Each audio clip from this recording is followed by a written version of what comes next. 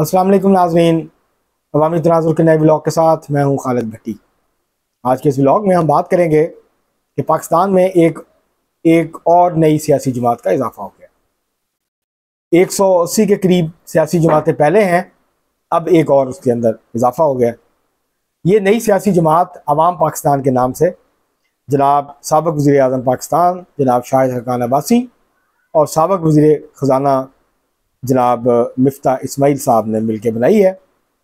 और इसमें उनके साथ सरदार महताब अब्बासी भी नज़र आ रहे हैं, जो नुमायाँ लोग हैं उनमें से। अभी आने वाले दिनों में देखना होगा कि और कौन कौन आता है। बहरहाल उन्होंने अब फॉर्मली कल ये जमात का जो है वो ऐलान कर दिया और नई पार्टी जो है वो वजूद में आ गई है। अब ये अवाम पे है कि वो कब जौक दर दौक इसके अंदर शामिल होते हैं। और अवाम के नाम पे इशराफिया की एक और पार्टी जो है वो पाकिस्तान में बन गई। तो अब मुझे नहीं समझ आ रही इस पर खुशी का इजहार किया जाए, किसको मुबारकबाद देनी है, अवाम को देनी है कि मुफ्ता इस्माइल साहब और शाहिद हक़ान अब्बासी साहब को देनी है। बहरहाल उनको तो मुबारक हो, उन्होंने नई पार्टी बना ली है। अवाम को भी मुबारक हो, उनको एक और पार्टी में शमूलियत इख्तियार करने और इलेक्शन में वोट देने के लिए एक और ऑप्शन जो है वो दस्तियाब हो गया है। और 180 ऑप्शन पहले से मौजूद हैं, तो इसमें एक और का इजाफा हो गया। तो बहरहाल अब देखते हैं। आज हम कोशिश करेंगे कि आज के इस व्लॉग में हम तजिया करें और कुछ तफसीलात सामने रखें कि ये पार्टी किस किस्म की होगी, क्या कौन है, इनकी बैकग्राउंड क्या है और ये किस किस्म की पॉलिटिक्स जो है वो करना चाहते हैं। दोबारा इसके ऊपर आज हम बात करेंगे आज के इस व्लॉग में। इससे पहले कि हम अपने मौजू की तरफ बढ़ें, आपसे गुजारिश है कि अगर आपने हमारा चैनल अवामी तनाज़ुर अभी तक सब्सक्राइब नहीं किया तो उसको सब्सक्राइब कर लें। आपको व्लॉग पसंद आए उसको शेयर करें, लाइक करें और महज़ब अंदाज से अपनी राय का इजहार करें। बेल आइकॉन ज़रूर दबा दें, टल्ली ज़रूर खड़का दें। अब हम बढ़ते हैं अपने आज के मौजू की तरफ। जनाब शाहिद हक़ान अब्बासी मुस्लिम लीग नून के बहुत सीनियर रहनुमा, तवील अरसा मुस्लिम लीग नून में रहे। 1988 में पहली दफ़ा इलेक्शन लड़ा था। इनको IJI का टिकट नहीं मिला था मरी के हल्के से, और वो टिकट मिल गया था उस वक्त राजा रफरुल हक साहब को। तो इन्होंने आज़ाद इलेक्शन लड़ा 1988 में और ये आज़ाद हैसियत से जीत गए। इनके वालिद जो हैं वो जुनेजो साहब की जो हुकूमत थी उसमें वज़ीर थे, लेकिन जो ओजडी कैंप के धमाका हुए थे जिसमें मिसाइल और वो असले का डिपो जो है वो तबाह हो गया था, उसके बाद रॉकेट मिसाइल जो है वो चलना शुरू हो गए, उसमें उनकी शहादत हो गई थी, वो जाम हक हो गए थे उसमें।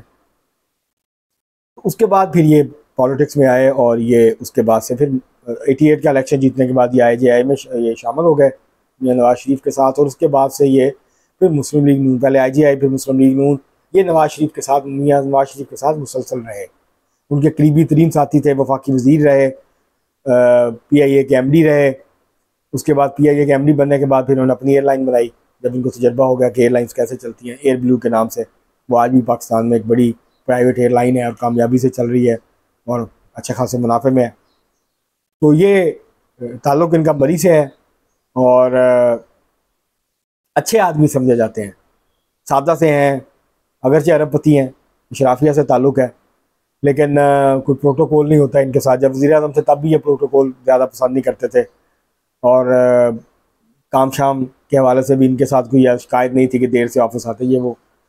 तो इसमें कुछ खूबियाँ भी हैं ज़ाहिर है, लेकिन तवील अरसा तकरीबन 1988 से ये 2 दफ़ा इलेक्शन हारे हैं दरमियान में, वरना ये मुसलसल इलेक्शन जीतते आ रहे थे। वो जब भी नून लीग की गवर्नमेंट बनी है ये वफाकी वज़ीर थे उसके अंदर। 2 दफ़ा इलेक्शन हारे हैं ये। एक 2002 में इलेक्शन हारे थे मुर्तज़ा जावेद सत्ती से, पाकिस्तान पीपल्स पार्टी के उम्मीदवार थे, उनसे हारे थे। और दूसरी दफ़ा ये सदाकत अब्बासी से 2018 का इलेक्शन ये हारे थे।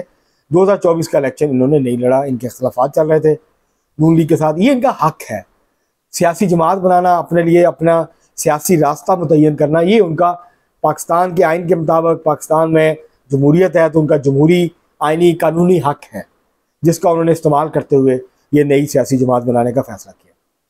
जो गुफ्तगू उन्होंने की है, जो जिन मसाइल की वो निशानदेही कर रहे हैं, वो मसाइल भी दुरुस्त हैं, उसमें से कोई ऐसी बात नहीं है जो कि उन्होंने गलत की हो। लेकिन जो उनका हल पेश कर रहे हैं, ये हल इनके पास नहीं है। जिस किस्म की ये बातें करते हैं, ये बात भी उनकी ठीक है कि ये 1% का निज़ाम है, 99% का इससे ताल्लुक़ नहीं है, सिर्फ 1% इशराफिया जो है वो रूल कर रही है। अब बदकिस्मती कह लें या मज़े की बात कह लें, वो ये है कि ये दोनों जो लीडर्स हैं, मुफ्ता इस्माइल साहब हों या शाहिद खकान अब्बासी साहब हो, इनका ताल्लुक उसी शराफिया से है जो जिनको ये पाकिस्तान के मौजूदा सूरत हाल का ज़िम्मेदार करार दे रहे हैं। और ये दोनों, जब शाहिद खकान अब्बासी वज़ीर आज़म थे तो शायद ये मुफ्ती इस्माइल साहब वज़ीर ख़जाना थे। जब शहबाज शरीफ की मखलूत हुकूमत आई थी अप्रैल 2023 में इमरान खान साहब की हुकूमत को हटा के, उसमें भी मुफ्ती इस्माइल साहब जो हैं वो 2022 में अप्रैल 2022 में, तो उसमें भी ये जो है वज़ीर ख़जाना थे। 2 दफ़ा वज़ीर ख़जाना रहे हैं मुल्क के, कोई बड़ी रिफॉर्म नहीं कर सके। ये जो आप दावे कर रहे हैं, जब इनकी कभी बारी आएगी फिर देखेंगे, लेकिन जब इनको मौका मिला है तो शाहिद खकान अब्बासी वज़ीर आज़म भी रहे, कोई सिस्टम में बड़ी तब्दीलियाँ नहीं की। कह सकते हैं वो मैं 7-8 महीने के लिए था, लेकिन काफ़ी होता है किसी का 7-8 महीने वज़ीर आज़म रहना, उससे अंदाज़ा हो जाता है कि प्रायोरिटीज़ क्या है। तो ये दोनों बेसिकली इसी शराफिया का हिस्सा है, सरमायादारी निज़ाम के मुहाफ़िज़ हैं। और लेकिन नाम बड़ा दिलचस्प रखा है अवाम पाकिस्तान। अच्छी बात है, बनाई इसलिए ये समझते हैं। और शाहिद खकान अब्बासी, मुफ्ती इस्माइल तो बात नहीं करते, लेकिन शाहिद खकान अब्बासी जो हैं वो एंटी इस्टेब्लिशमेंट पोजीशन लेते हैं, वो बात करते हैं, कुछ अर्से से मुसलसल बात कर रहे हैं। वो इस्टेब्लिशमेंट की सियासत में मुदाखलत के खिलाफ भी बात कर रहे हैं और ओवरऑल भी एक बात कर रहे हैं। उसकी एक वजह है, उन्होंने ये देखा है कि जब से इमरान खान साहब ने एंटी इस्टेब्लिशमेंट पोजीशन ली है, उनकी मकबूलियत बढ़ी है। तो इसलिए ये लाइन ले रहे हैं साथ कि जो इस्टेब्लिशमेंट की मुदाखलत है नहीं होनी चाहिए, और एक साफ सुथरी सियासत होनी चाहिए, इलेक्शन के नताइज तब्दील नहीं होनी चाहिए, ये सब बातें। और उनको पता है शाहिद खकान अब्बासी साहब जो है 30-35 साल से 40 साल से इस सिस्टम का हिस्सा रहे हैं, इस निज़ाम का हिस्सा रहे हैं, मुख्तलिफ अहम ओहदों पर रहे हैं। तो वो बहुत अच्छी तरह से जानते हैं ये सिस्टम कैसे काम करता है, ये निज़ाम कैसे काम करता है, और इशराफिया ने किस तरह से एलीट कैप्चर किया हुआ है। तो मसला वही है कि आप एक जमात बना ली है, IPP भी बनी थी बड़े धूम धड़ल्ले से, लेकिन वो अपने लिए कोई जगह नहीं बना सकी। 3 सीटें उन्होंने पूरे मुल्क से जीती हैं, वो भी नून लीग की मदद से, खुद नहीं जीत पाए एक सीट भी। तो अब देखते हैं कि ये जमात जो है किस हद तक अवाम में अपनी पजीराई हासिल कर पाती है। लेकिन उसका उनके जो प्रोग्राम है उसमें, या नून लीग का जो मंशूर है PTI का, पाकिस्तान पीपल्स पार्टी का, उसमें कोई बहुत ज़्यादा फ़र्क नहीं होगा। वो ऐसी सियासत है, इसका ताल्लुक भी शराफिया से, ये आम लोग नहीं है। सरदार मेहताब अब्बासी भी चीफ मिनिस्टर रहे हैं खैबर पख्तूनख्वा के, फेडरल मिनिस्टर रहे हैं, गवर्नर रहे हैं KP के। ये वो लोग हैं जिन्होंने तमाम ओहदे इंजॉय किए, जो बड़े से बड़ा आईनी ओहदा मिल सकता है मुमकिन तौर पर किसी को, ये उसके करीब करीब रहे हैं, पावर कॉरिडोर्स का हिस्सा रहे हैं, इस्टेब्लिशमेंट के भी करीब रहे हैं। तो अब ये उन्होंने सियासी जमात बनाई है और वो कह रहे हैं कि हम आवाम की सियासत करेंगे, अच्छी बात है। पाकिस्तान में जो है वो जितने ज़्यादा पार्टियां आवाम की सियासत करें अच्छी बात है, इससे आवाम का भला हो सकता है। लेकिन देखना ये होगा कि ये सियासत क्या इशराफिया के ख़िलाफ़ नारे लगा के इमरान खान की तरह ये भी इशराफिया ही की सियासत करेंगे, या वाकई आवाम के लिए कुछ करेंगे। अभी तो बहरहाल शुरुआत है, अब देखते हैं और कौन कौन इस पार्टी में शामिल होता है, ये पार्टी किस हद तक ग्रो करती है, या ये एक प्रेशर ग्रुप के तौर पर रहेगी, रिफॉर्म्स की बात करेगी, बाकी चीज़ों की बात करेगी, इस तरह के नारे इस्तेमाल करेगी कि 1% का नहीं 99% का मुल्क। शाहिद खकान अब्बासी साहब हो सकता है अपनी सीट जीत लें, सरदार मेहताब अब्बासी साहब भी अपनी सीट जीत सकते हैं अपनी हैसियत में, ज़ाती हैसियत में। MPA की सीट तो निकाल ही सकते हैं वो, शाहिद खकान अब्बासी MNA की सीट भी निकाल सकते हैं, लेकिन आसान नहीं होगा, अच्छा खासा मुश्किल सूरत हाल होगी। मुफ्ती इस्माइल का तो कोई कॉन्स्टिट्यूंसी नहीं है, वो कोई उनका कोई हल्का नहीं है, वो एक बड़े बिजनेसमैन हैं, अरबपति हैं, पैसा उनके पास है, पैसा शायद खकान अब्बासी साहब के पास भी है, पैसा तो लगा सकते हैं वो जहांगीर तरीन की तरह, और बाकी जो पैसा लगा के सियासत करने वाले लोग हैं उनकी तरह। मीडिया में भी इन रहेंगे, मीडिया उनको पजीराई भी मिलती रहेगी।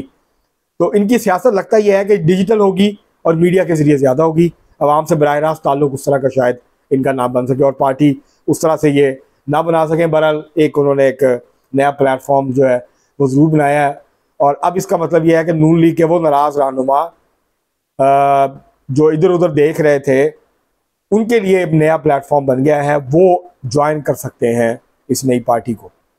वो शायद खकान अब्बासी के साथ जा सकते हैं जो नून लीग के नाराज़ लोग हैं, और वो लोग भी जा सकते हैं जिनकी दूसरी पार्टियों में जगह नहीं बन पा रही है, तो वो भी अपने लिए जो है वो कोई अपॉर्चुनिटी इसमें देख सकते हैं। तो मुझे नहीं लगता कि ये कोई एक बड़ी पार्टी बन पाएगी, क्योंकि ना शाहिद खकान अब्बासी का मिजाज जो है वो बहुत अवामी है, ना मुफ्ती इस्माइल का।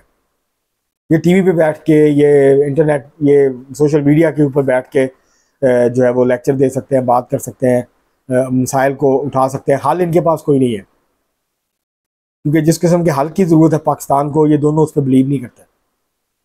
ये सरमायादारी, ये जो न्यू लिबरलिज्म है, ये दोनों उसकी हिमायत करते हैं। ये दोनों पब्लिक सेक्टर के खात्मे की बात करते हैं। ये शाह रियासत की जो है वो मीशत में मुदाखलत के खात्मे की बात करते हैं। ये private sector led growth model की बात करते हैं, जिसने पाकिस्तान की मीशत को यहाँ तक पहुँचाया है, जिसने पाकिस्तान की आवाम का ये हाल किया है। और फिर ये कहते हैं कि हम अवामी सियासत करना चाहते हैं। बहरहाल देखते हैं आगे चल के क्या होता है। अब तक के लिए इतना ही।